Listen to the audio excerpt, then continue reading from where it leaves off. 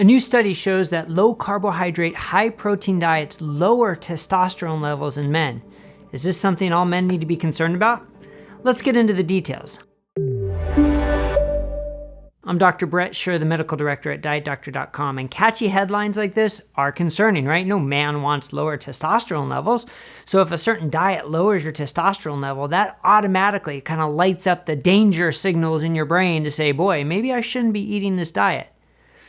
But yet we know there are a lot of potential benefits to eating low-carb, high-protein diets. They've been associated with better weight loss. They've been associated with better body composition, with lean mass and losing fat mass, with decreased hunger and increased satiety. Lots of potential benefits. So is this enough to sort of outweigh that or something to be concerned about?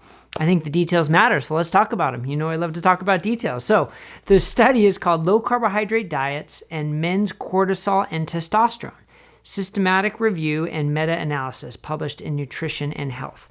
Now, it's a systematic review of other studies, both randomized and non-randomized, that were intervention studies looking at low-carb diets defined as 35% of your calories from carbohydrates. So not ketogenic diets, not even really liberal low-carb diets, more of this general definition, less than 35% of your calories from carbs. So, probably somewhere in the 150 grams or less range, which take that for what it's worth. And they also looked at separating high protein, which they defined as 35% of calories, and normal protein diets.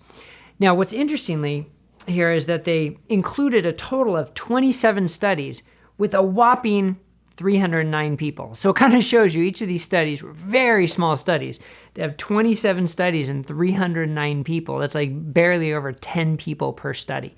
So pretty small studies, very small sample size that we're dealing with. Now, part of the background, though, that they talk about in their introduction was there was a 2021 study that showed low-carb diets can increase total testosterone, but that was confounded by 5.7 kilograms of weight loss. So losing fat mass helps increase testosterone. So one of their questions was, is it the low carb or was it the weight loss? And what is the true low carb effect on testosterone?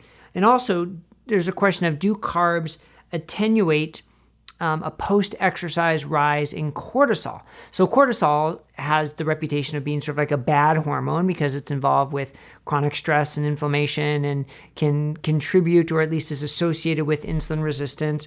And that goes up with exercise, but there are some studies showing that eating carbs before exercise can help lower that cortisol rise. So will a low carbohydrate diet then also increase cortisol? So that's what this study was looking at, testosterone and cortisol. We talked about the definitions. And so let's talk about cortisol first. What they found was there was no difference in the low carb, normal carb, high protein, normal protein for resting cortisol levels. Now, when they separated that into short term and long term, in the short term, there was an increase in cortisol for the low carb diets, but long term, more than 3 weeks, there was no change. And that kind of makes sense because there's an adaptation process. We know there's an adaptation process to low carb diets. Now, if you're truly eating 35% of your calories from carbs, there's no adaptation going on there. But if this did include studies with lower amounts of carbs that did have an adaptation process, okay, that could explain the rise in cortisol. And again, temporary. So as your body's having, maybe some more gluconeogenesis, learning to burn fat for fuel and produce ketones, if it's a ketogenic diet, that type of transition period makes sense that you would have increased cortisol temporarily. But the important thing about cortisol is over the long run. So studies more than 3 weeks, there was no increase. Now, post-exercise, there was an increase in cortisol with the lower carb diet, especially with more than 20 minutes of exercise. Now, here's what's interesting. Does that matter? I mean, that's the big question. When you're doing a study specifically looking at one marker, the question is, does it matter clinically? If it goes up a little bit with exercise and then comes right back down for the rest of your day, is that clinically significant? I tend to say no, probably not. And why would cortisol go up? Well, maybe it's because it's helping your body create more glucose for energy uses, which is a good thing because then you're using that glucose. You're burning it in addition to hopefully burning fat from increased lipolysis. And so, that's all hypothetical theory, but I guess the question is, just because it goes up a little bit with exercise is not by definition a bad thing.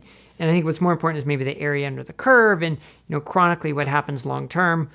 So I'm a little underwhelmed by that finding, and I kind of chalk that off as to not being all that important. But now let's talk about the testosterone, because this is what got the headlines, and this is what's going to get a lot of men's attention. So in people who ate a high protein, so greater than 35% protein, and low carb, less than 35% of your calories from carbs, there was a significant decrease in total testosterone. Now notice I emphasize total testosterone. I'm going to talk about that in a second. So first, the sample size was only 26 men. All right, so pretty small sample size, low power, big confidence intervals, not the strongest level of evidence. So we got to automatically sort of take it with a little bit of skepticism. But total testosterone. So here's the thing. Again, do we care? It doesn't matter. It sounds scary. Men don't want low testosterone. But total testosterone is one blood test. There's also free testosterone.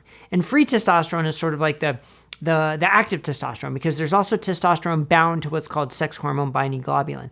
Now, in clinical experience, there is a rise in sex hormone binding globulin that can happen in some people, but not in all people eating low carb diets. But the question is, what happens to the free testosterone, I think would be pretty important. And that wasn't reported. So by total testosterone going down, does it really matter? What happens to the free testosterone? Also, are there any symptoms that go along with low testosterone? Because testosterone is just a blood test, right? It's a blood test, but does it reflect what's going on with you as a person? So are you not able to increase muscle mass? Are you having problems with libido or erectile dysfunction? Are you having problems with fatigue? These are some of the symptoms that can go along with low testosterone. But if you don't have any of those symptoms, does a slightly lowered testosterone, total testosterone, with no mention of free testosterone, is that clinically relevant? No clue. And this is the problem with looking at a study that focuses just on one blood test, especially when there are other blood tests and potential symptoms that you really need to bring together to say, is this a problem?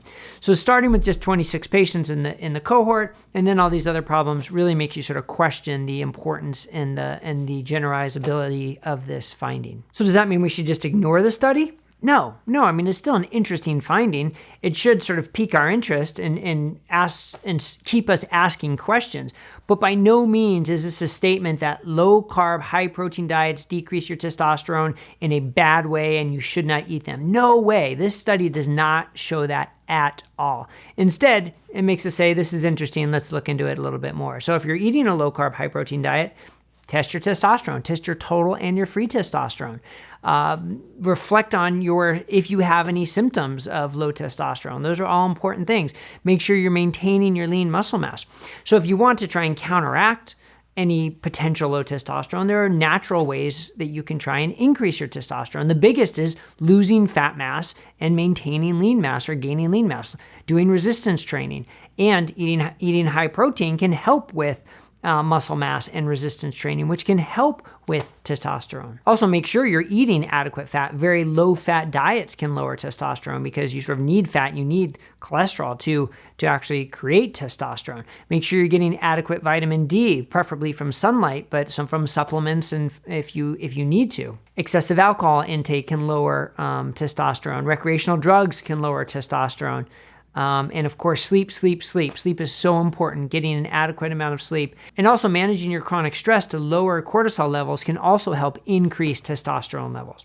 So there are a number of things you can do in your lifestyles that you should be doing anyway to help with your testosterone levels. But I wouldn't put too much stock in this study. But something you may want to look into if you are eating a low-carb, high-protein diet, but make sure it's appropriate for you, your free testosterone, and if you're having any symptoms, and make sure you're doing the lifestyle habits that you can do to naturally try and maintain and increase your testosterone and lean muscle mass. All right, hope that was helpful. It gives a little more clarity to the study. If you thought it was helpful, click the thumbs up and subscribe, and you'll get all our updates here on Diet Doctor News on YouTube. We'll see you next time. Thanks a lot.